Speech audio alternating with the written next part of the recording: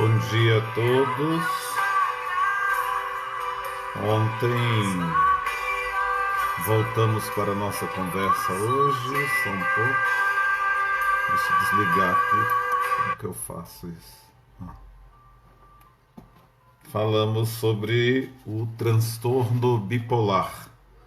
É o que nós trabalhávamos ontem, sobre essa questão do transtorno bipolar. E falamos sobre o quadro de mania, hipomania e os sinais e sintomas de um episódio misto que nós temos que falar hoje, né? Acho que falamos um pouco sobre os sinais, sintomas de mania, sinais e sintomas de mania, sintomas de hipomania. E hoje vamos falar sobre sinais e sintomas de um episódio misto, que é a nossa proposta. Aí já conosco... Opa, deixa eu desligar em cima, calma aí.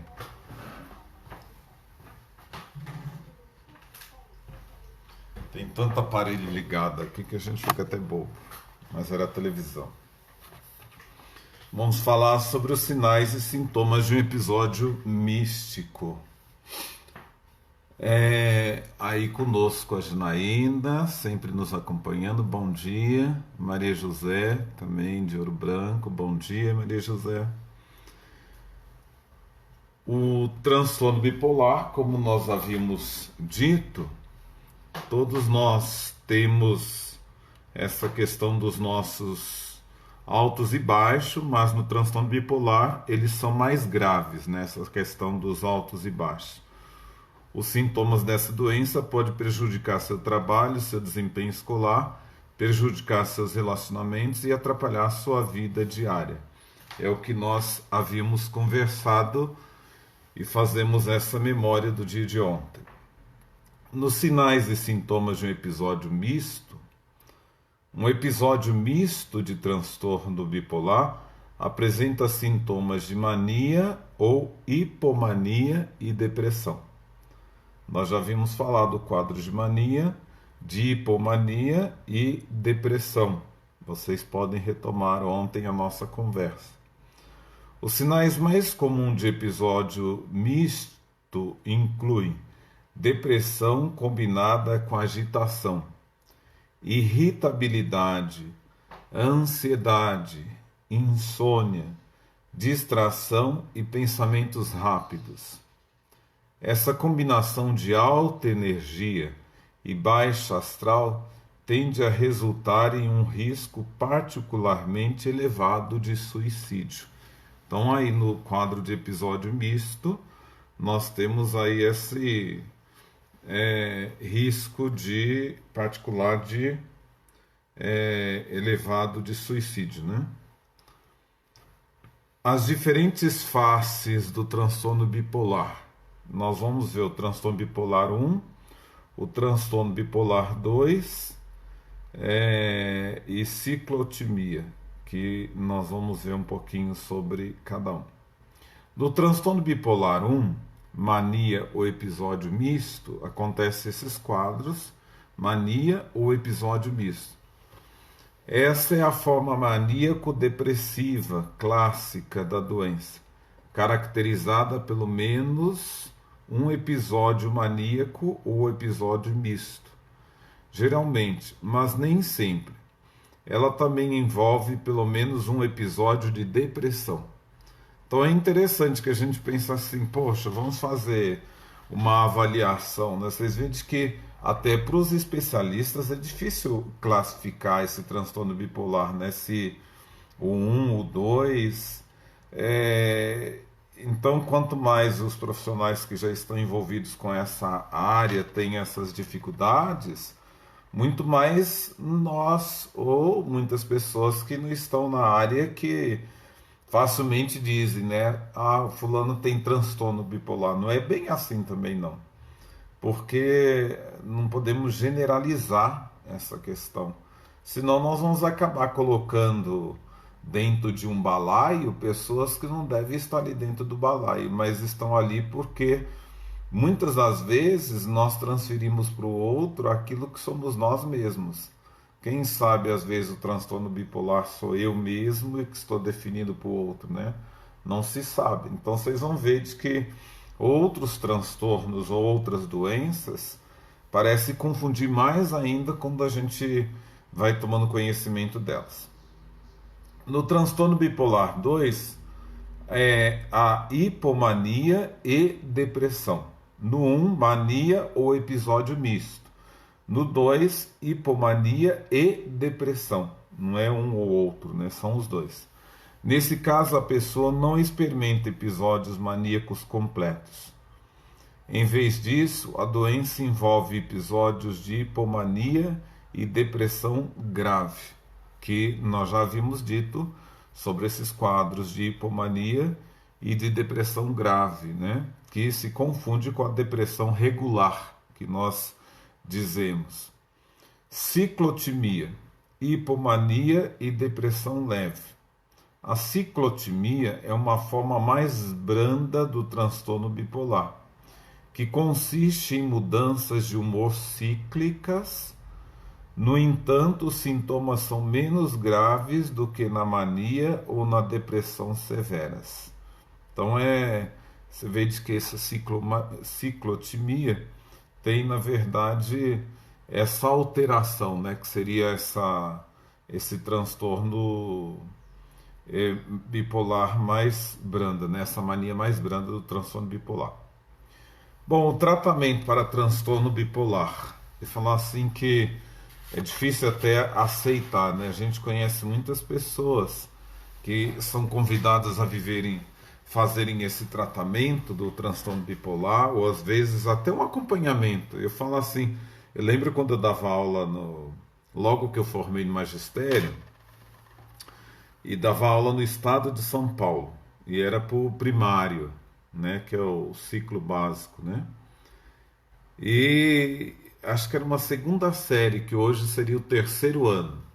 E uma sala super complicada, porque em uma semana tinha passado vários professores, o último havia apanhado mesmo dos alunos. Então foi uma confusão, até que de repente, como em São Paulo tem essa dinâmica de você ter que fazer pontuação para ver tua classificação, acho que em Minas também tem isso, mas em São Paulo, no primário, quando você inicia, eu pegava muitas aulas fora. Quando surgiu essa ao lado de casa, eu me inscrevi e alguém dizia assim, olha, quem vai ter o direito de pegar a sala, essa sala vai ser um professor chamado Walter. E aí mandaram comunicação dizendo que a sala seria minha. Eu fiquei muito feliz, né? Minha primeira sala de aula, e recém-formado, novinho ainda, né? Não tinha nem noção da vida. Mas era uma sala, pelo amor de Deus. Eu teria que rezar a ladainha completa e mesmo assim fazer uma adoração do Santíssimo 24 horas para ver se eu converti um aluno. Imagina converter 30 e poucos alunos. Era muito difícil. Mas eu percebi de que ali muitos deles tinham alguns problemas que deveriam de ser acompanhados por especialistas, né? Então eu sugeri ao diretor da época da escola, dizendo assim, olha, nós precisamos encaminhar esses meninos para os psicólogos, para psiquiatra, muito deles, né? E o diretor dizia assim, você está querendo que os pais te linchem aqui da escola, porque dizer que os filhos deles precisam de psicólogo ou de psiquiatra é dizer que os filhos são loucos. E eu fiquei pensando naquilo, falei, gente, mas eu estou só querendo ajudar, né? E comecei a observar mais que até hoje impera essa questão das pessoas que procuram um psicólogo, um psiquiatra, muitos deles sempre têm aquela noção de que fulano está mentalmente desestruturado, está louco, né? São poucos aqueles que têm consciência que necessita de uma ajuda, de uma busca, e às vezes não. Às vezes as pessoas correm dessa realidade, né? Mas nós precisamos insistir. Me recordo que, insistindo, conheci uma moça com transtorno bipolar, daí eu já era psicólogo, estava no mestrado na psicologia. Na época eu havia terminado a graduação e já fazendo algumas disciplinas do mestrado que eu fui em Belo Horizonte. Mas enfim, me recordo que os pais haviam me chamado na paróquia, que eu era auxiliar, e eu fui e a filha estava surtada. Era uma filha. E alguém dizia assim: olha, pelo amor de Deus, ela costuma perder o controle. Eu tenho até medo que ela faça alguma coisa contra o Senhor. É possível? Eu falei, tudo é possível. Tudo é possível, né? Que aconteça. E aí então era o medo deles, né? De que ela pegasse uma faca, essa questão toda, né? Então, mas eu sempre tive para mim de que enfrentar, olhar, olho no olho, mesmo que não queira.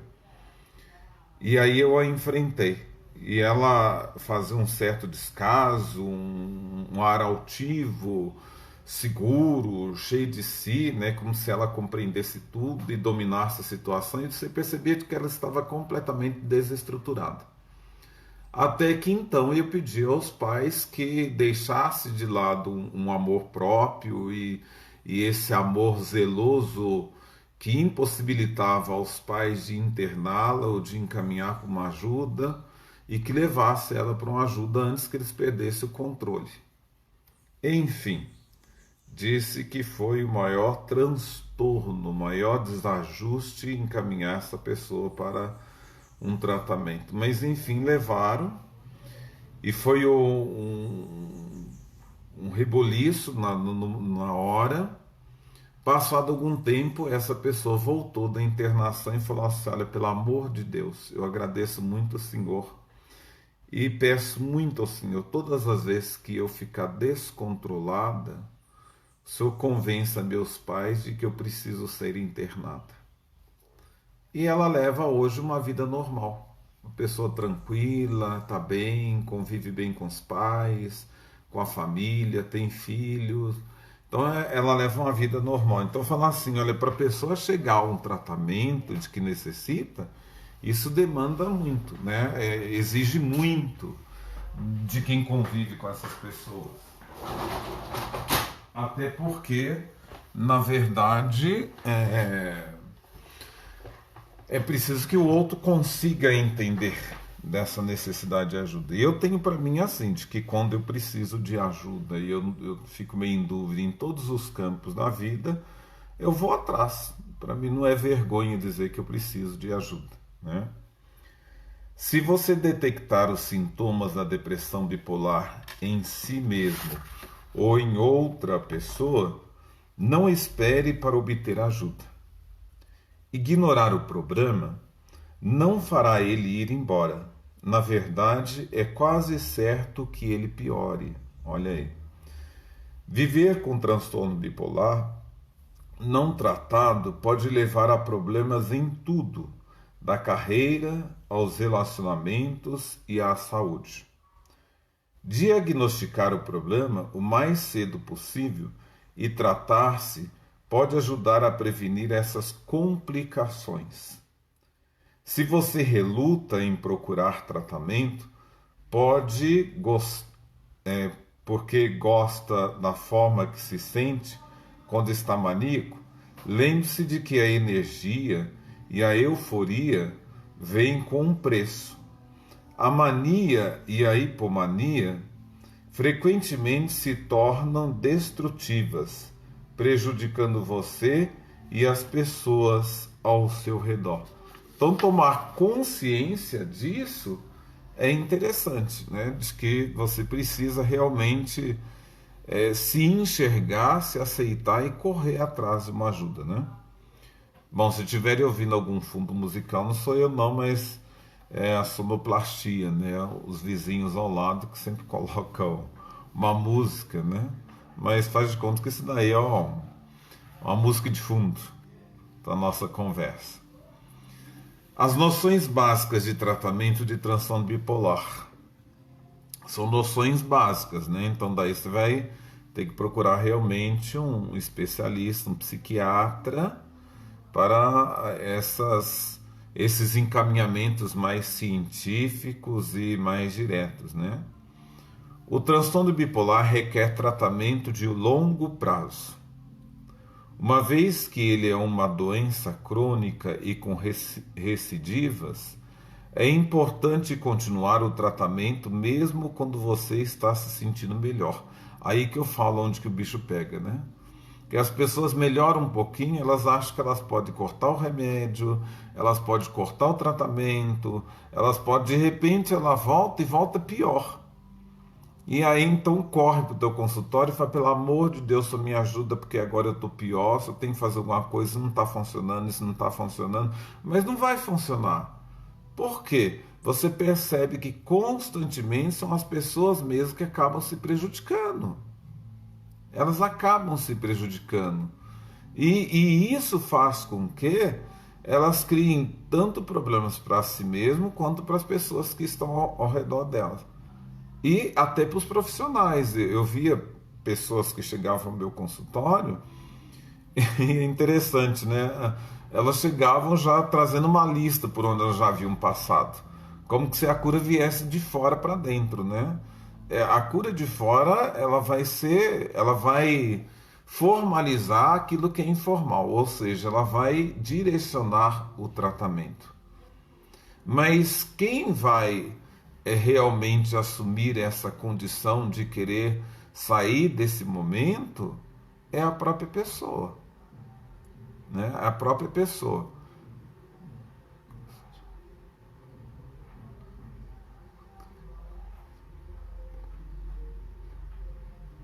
Então eu falo assim, de que é a própria pessoa que precisa se esforçar para tal, porque senão depois, quando ela vem pior, o sintoma vem pior, é lógico que a pessoa vai ter que voltar a estaca zero, porque também ela precisa ser conhecida pelo profissional e para que ele possa encaminhar em sintonia com o psiquiatra. E aí, então requer muito tempo, por isso que fala um tratamento longo, né? Mas a pessoa vai 2 sessões, isso não está funcionando, daí ela passa para outra. Isso não, eu já passei por tantos, não resolveu nada, daí passa para outro. Não resolveu nada, passa para outro. Como se a cura fosse, na verdade, essa questão externa. É preciso que eu me esforce, né? E eu falo assim, olha, isso requer muito de nós, né? Desinstalar, né? É, acho que todos nós passamos por momentos difíceis na vida. Então, logo eu fui ordenado sacerdote, fui trabalhar num lugar até pequenininho, mas é interessante para quem morava em São Paulo e parar num lugar pequeno, aquilo me criou uma certa angústia, que chegava pela manhã eu não queria nem abrir a janela de casa. Que eu falei assim, meu Deus do céu, o que eu estou fazendo aqui? E não tinha ânimo, nem motivação, nem nada. Até que um dia alguém dizia, você já tomou a injeção da gripe? Eu fui ao posto e uma médica havia me perguntado assim, o que o bispo faz com padres que estão em depressão, estão com dependências? Eu olhei bem para ela já assustado, será que ela está falando de mim, né? Eu falei assim, por que houve? Então ela falou, porque tem um padre fulano na cidade vizinha, tá? E eu voltei para casa pensando, gente, mas é verdade. Se eu ficar ruim e me trancar, eu vou ter que largar tudo isso. Então eu preciso me esforçar. Então, mesmo sem querer sair de casa, eu sempre saía visitar uma pessoa numa roça distante, daí chegava lá, mexer com fogo a lenha, essa questão toda, voltar para cá, falei, nossa, foi muito bom ter passado um dia fora, né? Não gostei demais, achei excelente. E aí, de repente, no dia seguinte acordava, não estou com vontade de fazer isso, não quero fazer isso, não quero fazer aquilo.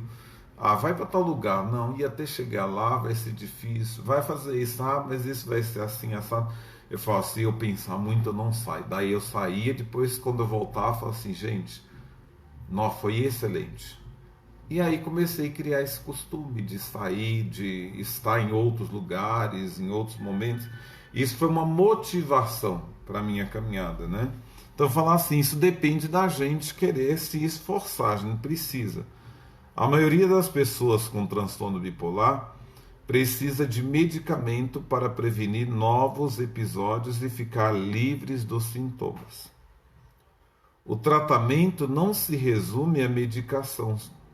Sozinho, o remédio em geral não basta para controlar totalmente os sintomas do transtorno bipolar.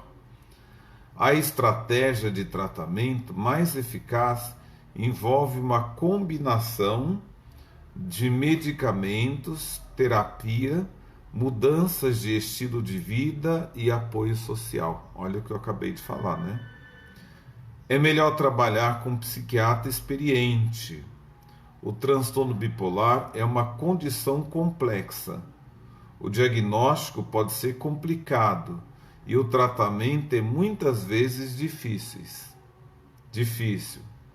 Por razões de segurança, a medicação deve ser acompanhada de perto. Um psiquiatra especializado em tratamento de transtorno bipolar pode ajudá-lo a navegar por esses mares revoltos. E é verdade, né? Esses mares revoltos. Não parou não, Maria José. Ainda tá tendo a transmissão. Acho que tá normal aqui para mim. Não sei aí na tua casa. Aí a gente pensa assim, alta ajuda para o transtorno bipolar. Só um momentinho, gente, deixa eu me ver aqui.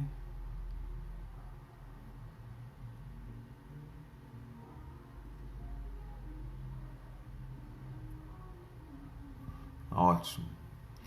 Então a campainha está tocando, mas vai ficar tocando lá. Geralmente às 10h30 eu faço essa apresentação. Alta ajuda para o transtorno bipolar. Embora lidar com o transtorno bipolar nem sempre seja fácil, ele não deve conduzir sua vida. Mas, para administrá-lo com sucesso, você tem de fazer escolhas inteligentes. Seu estilo de vida e seus hábitos diários têm um impacto significativo em seu humor. É verdade. Eu falo assim, olha, eu acredito o seguinte, a gente tem que ter um estilo de vida que nos preencha, que traz sentido à nossa vida. É preciso que a gente faça isso, né? Se eu não me amar, quem vai me amar? Então é preciso que eu tenha um estilo de vida, independente daquilo que eu faço. Vocês lembram de que certa vez, trabalhando com um colega, ele dizia assim, olha, eu tenho tanto tempo de ordenação, nunca tirei umas férias. E eu ainda brinquei, falar meus sentimentos, meus pêsames, né? Mas se você não for tirar férias, você me fala aí que eu tiro as minhas e vou ainda nas tuas férias. Porque eu tenho certeza que quando você fica doente, alguém vai ligar para o bispo e vai pedir para o bispo mandar um outro padre, porque o que está lá está muito doente. E o máximo que vai ficar de você é um quadro pendurado na parede da sacristia. E as pessoas, vez ou outra, vão passar e falar, esse é padre fulano. Mas o tempo passa e alguém não sei nem quem foi esse padre, nem de onde que veio. Então pense em você. Se ame, vive o momento presente, né? Esse estilo de vida. Os seus hábitos diários, né? Quais são os seus hábitos? Não vá se desgastar com aquilo que não precisa sofrer o teu desgaste. Não vai se importar com aquilo que não vai alterar teu jeito de ser. Viva a tua vida para você. E aí eu falo assim, olha, é preciso ter a técnica de ouço, mas não escuto. Como que isso acontece? Pense em outras coisas. Às vezes quando as pessoas me dizem coisas que não me agradam, ou coisas que não tem nada a ver, eu começo a imaginar assim, a pessoa está falando, eu vou... gente, que dia que eu vou viajar mesmo? Deixa eu ver, acho que eu posso viajar para tal lugar. Eu começo a pensar essas coisas, quando a pessoa termina de falar, o senhor prestou atenção? Foi claro, tem mais alguma coisa? Não tem mais nada. Então tá bom, até mais. E vou embora. Não vou gastar E se vem alguém, ó, só tem que resolver tal coisa, que teve uma briga entre fulano e Beltrano. Ah, é? Uai, mas quando vocês brigaram, vocês não me chamaram, pensa comigo, né? E agora que vocês estão brigados, eu tenho que ir lá resolver? Não, não entro nesse meio, não. Aí eu ouço de um reclamando, só vai lá falar, fala assim, deixa comigo. Passado um tempo, a pessoa me encontra e fala assim, e aí, o senhor falou? Vai, o que, que você acha? Acho que o senhor falou, porque a pessoa mudou, fala, então tá bom. Nem perdi meu tempo com isso. Não, eu vou viver com hábitos diários que me favoreçam. E porque esses hábitos têm impacto significativo em meu humor. Então é preciso fazer aquilo que eu gosto, independente do que os outros gostem, do que os outros acham, do que os outros não acham. Me recordo de um sacerdote mais experiente, acho que é mais novo do que eu, mas com maior formação, pós-doutor, essa questão toda, né?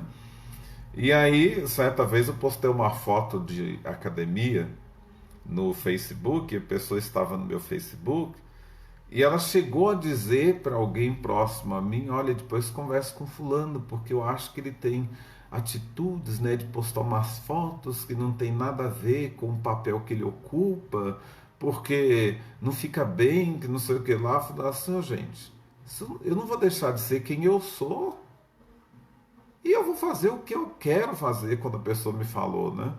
Se isso está incomodando a ele, peça a ele que saia do meu Facebook. Porque eu não chamei para ele ser amigo meu. Ele que pediu para ser. Então, eu cortei, porque eu tenho que ser quem eu sou e transitar onde eu estou. Agora, se a pessoa chegasse até mim e dissesse assim, olha, esse mês você pode deixar que eu vou pagar a prestação do teu carro, eu vou pagar a tua conta de luz, eu vou pagar isso, eu vou pagar aquilo. Ótimo, daí sim, olha, aquela roupa que você está usando não fica bem, fine, então eu vou tentar mudar. Mas fulano não paga nada, não ajuda em nada, não faz... e vai vir aqui dar sugestão de como eu devo postar minhas fotos, me vestir, me arranjar, faça do jeito que eu quiser. Se estiver incomodado, não tem aquele ditado popular, os incomodados que se retirem. Então é bom pensar assim, olha, tudo aquilo vai causar impacto no nosso humor. Então não deixar com que esses hábitos nossos estejam em função do outro, né? Vai fazer aquilo que você acha que é melhor para você. Informe-se, saiba o máximo que puder sobre o transtorno bipolar. Quanto mais você souber, melhor será a sua contribuição para a própria recuperação. Mantenha o estresse sob controle. Evite situações de alto estresse. Aí é interessante, né? A pessoa, como que eu posso evitar? Uai, tendo hábitos diários de que impacte a tua própria vida, né? Você que é o sujeito da tua própria vida e das escolhas que você faz. Aí eu lembro da outra nossa conversa, né? De um texto, uma mensagem que eu recebi, né? Uma moça olhando no espelho e perguntando quem sou eu, né? Você é fruto das tuas escolhas. E é verdade. Então é você que tem que evitar os teus estresses, coisas que te incomodem, situações estressantes, né? Mantenha o equilíbrio saudável no trabalho, na vida cotidiana, e experimente técnicas de relaxamento, como meditação, yoga, ou respiração profunda, retiro espiritual, o que você achar que combine mais com você, é você mesmo que precisa fazer isso, né? Tem gente que anda tão estressada que só de encostar nela você leva choque. De tão estressada que acha que tem que resolver as coisas na porrada, na briga, na sacudida, no revólver, em tudo. Não é assim a vida, gente. Olha, quem sofre alteração fisiológica na hora do estresse é você mesmo. Porque você, na verdade, vai sempre se encontrar com uma pessoa sozinha, ser tão estressada. É preciso que você viva tranquilamente. Procure apoio. É importante ter pessoas para quem você pode ligar em busca de ajuda e encorajamento. né? Encontre pessoas que sejam teu suporte, que seja tua amizade.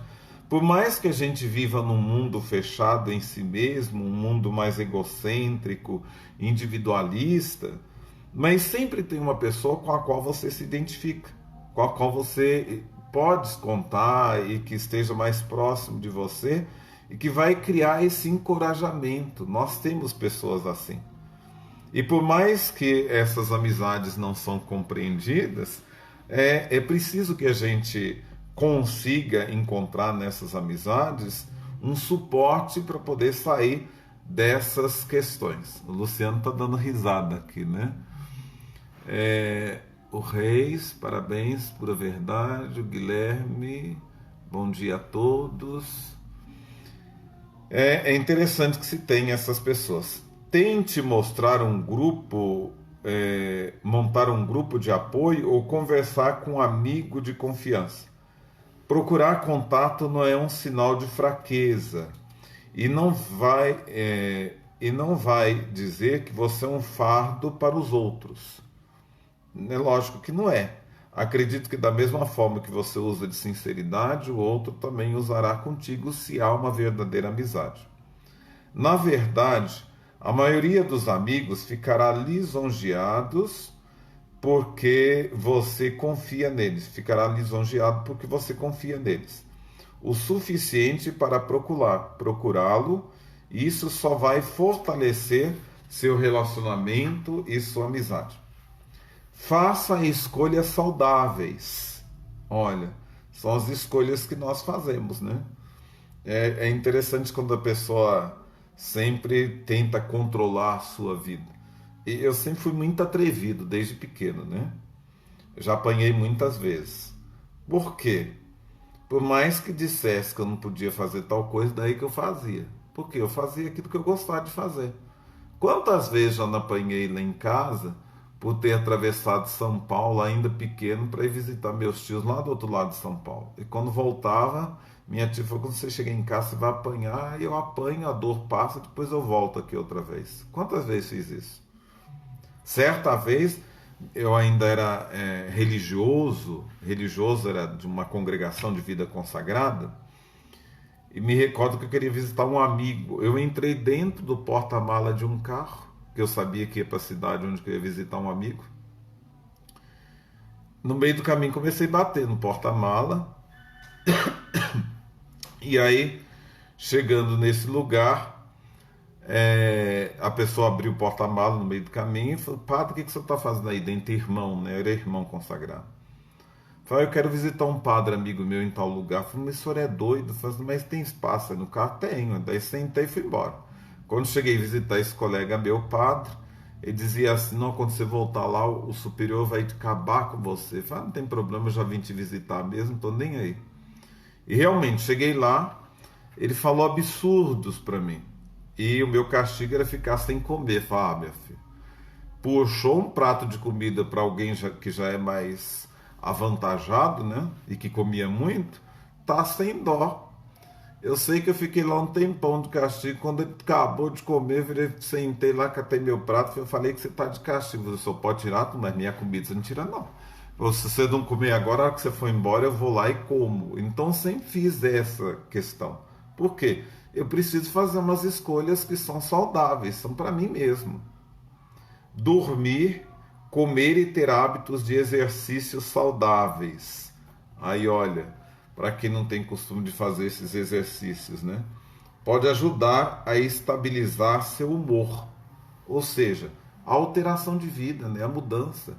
Às vezes se cai em constantes repetições e isso vai prejudicando cada vez mais. Manter um horário de sono regular é particularmente importante. Por quê? Vocês viram que são os opostos, né? Ou dormir muito ou agitar muito. Então são dois opostos aí. Monitore seu humor. Fique atento em relação aos seus sintomas e observe sinais de que seu humor está fugindo do controle, para poder parar o problema do nascedouro. Transtorno bipolar e suicídio é o que nós vamos conversar um pouquinho. A fase depressiva do transtorno bipolar é frequentemente muito grave e o suicídio é um importante fator de risco. Na verdade, as pessoas que sofrem de transtorno bipolar são mais propensas a tentar o suicídio do que aqueles que sofrem de depressão regular. Além disso, as tentativas de suicídio tendem a ser mais letais. O risco de suicídio é ainda maior em pessoas com transtorno bipolar, que têm episódios frequentes de depressão, episódios mistos, histórico de abuso de álcool ou de drogas, histórico de suicídio na família ou início precoce da doença. Os sinais de aviso de suicídio incluem falar sobre morte, automutilação ou suicídio, sentir-se sem esperança ou desesperado, sentir-se inútil ou como um fardo para os outros, agir de forma imprudente como se a pessoa tivesse um desejo de morte, pôr assuntos em ordem ou dizer adeus, procurar armas ou pílulas que poderiam ser usadas para cometer suicídio. Então são sinais de aviso de suicídio que acontece. Mas importante, é muito importante levar quaisquer pensamentos ou conversas de suicídio a sério. Se você ou alguém de que gosta é suicida, entre em contato com instituições como o Centro de Valorização da Vida. Então é muito importante. Eu falo assim de que quando antigamente tinha muito isso, né? A pessoa vinha com essas conversas e os mais antigos diziam assim: isso é falta de serviço, né? Isso é falta de ir trabalhar, isso é falta de fazer alguma coisa, pegar numa enxada, ir para a roça, essa questão toda. Não, não é bem assim. A gente não pode pegar essa realidade para os dias de hoje, né? O mais interessante é você ter a tranquilidade de conversar, de ouvir, de trazer orientações. Talvez nem precise trazer muitas orientações, talvez só ouvir a pessoa já é um bom passo, né? Um bom caminho. Causas e gatilhos do transtorno bipolar. O transtorno bipolar não tem causa única. Parece que algumas pessoas são geneticamente predispostas à doença, mas nem todos com vulnerabilidade hereditária desenvolvem a doença, o que indica que os genes não são a única causa. Alguns estudos de imagem cerebral mostram mudanças físicas no cérebro de pessoas com transtorno bipolar. Outras pesquisas apontam para desequilíbrios de neurotransmissores, funcionamento anormal da tireoide, distúrbio do ritmo cardíaco e altos níveis de cortisol, o hormônio do estresse. Acredita-se que fatores ambientais e psicológicos externos também estão relacionados ao desenvolvimento do transtorno bipolar. Esses fatores externos são chamados gatilhos. Os gatilhos podem desencadear novos episódios, mania ou depressão, ou piorar os sintomas existentes. No entanto, muitos episódios de transtorno bipolar ocorrem sem um gatilho óbvio. Estresse. Os eventos estressantes podem desencadear o transtorno bipolar em uma pessoa geneticamente vulnerável. Esses eventos tendem a envolver mudanças repentinas ou drásticas, tanto boas como más, como casar, ir para uma faculdade fora da cidade, perder um ente querido, ser demitido ou mudar-se. Então é uma das questões que pode ser um gatilho, né? Abuso de substância. Embora não cause transtorno bipolar em si, O abuso de substâncias pode provocar um episódio e piorar a evolução da doença. Drogas como a cocaína, o êxtase e as anfetaminas podem desencadear a mania, enquanto o álcool e os tranquilizantes podem desencadear a depressão. A medicação, certos remédios, sobretudo antidepressivos, podem desencadear mania. Outras drogas que podem causar mania incluem remédios sem tarja para resfriado, inibidores de apetite, cafeína, corticoides e medicamentos para tireoide. Mudanças sazonais. Os episódios de mania e depressão seguem muitas vezes um padrão sazonal. Episódios de mania são mais comuns no verão e episódios depressivos no outono, no inverno e na primavera. E por fim, podemos dizer a privação do sono.